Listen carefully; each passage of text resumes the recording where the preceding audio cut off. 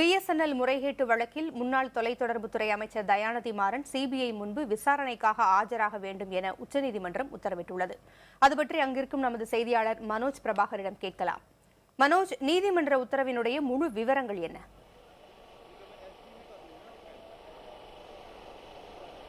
பூங்குழலி, இன்றைக்கு முன்னாள் மத்திய அமைச்சர் தயாநிதி மாறன் தொடர்பான பிஎஸ்என்எல் இணைப்பு முறைகேடு வழக்கு உச்சநீதிமன்றத்தில் விசாரணைக்கு வந்தது.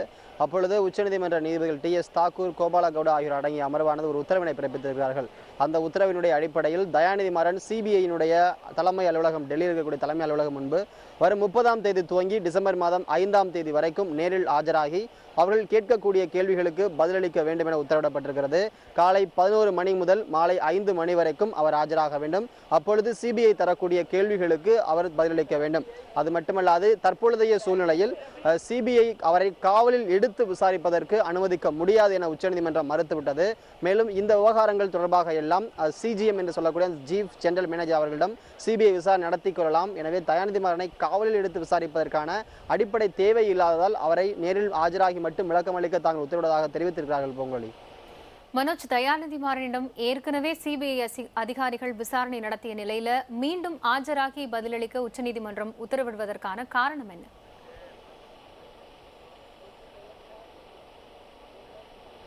காயத்ரி, அதாவது ஏற்கனவே இந்த வழக்கை பொறுத்த வரைக்கும் தயாநிதி மாறன் இது போன்ற ஒரு இணைப்புகளை பெற்றிருந்தார் என்பது மட்டுமே நிரூபணமாகி இருக்கிறது. மற்றபடியாக அவர் எதற்காக இதை பெற்றிருந்தார், இதை சன் தொலைக்காட்சிக்கு அவர் பயன்படுத்தினாரா என்பதெல்லாம் இன்னும் எங்களுக்கு தெரியவில்லை என்று சிபிஐ தெரிவித்தது.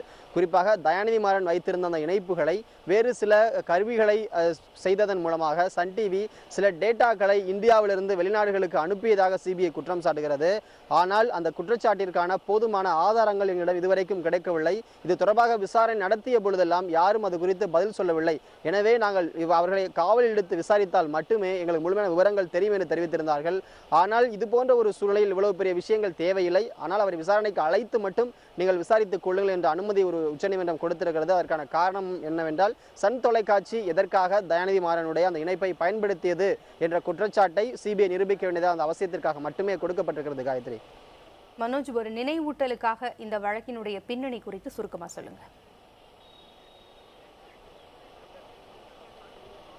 பூங்குழலி, அதாவது தயாநிதி மாறன் அமைச்சராக இருந்தபொழுது 2004 முதல் 2007 வரைக்கும் அவருக்கு பிஎஸ்என்எல் மற்றும் எம்டிஎல்னுடைய சார்பில் இருந்து சில அதிவேக இணைப்புகள் கொடுக்கப்பட்டதாகவும், ஆனால் அந்த அதிவேக இணைப்புகளை அவர் சன் தொலைக்காட்சி மூலமாக முறைகேடாக பயன்படுத்தியதாகவும் சிபிஐ வழக்கு பதிவு செய்தது. 2007 இந்த குற்றச்சாட்டு செய்யப்பட்டாலும் கூட 2013 தான் முதல் தகவல் அறிக்கையான தாக்கல் செய்யப்பட்டது. இதுவரைக்கும் இந்த வழக்கு தொடர்பாக குற்றப்பத்திரிகை தாக்கல் செய்யப்படவில்லை.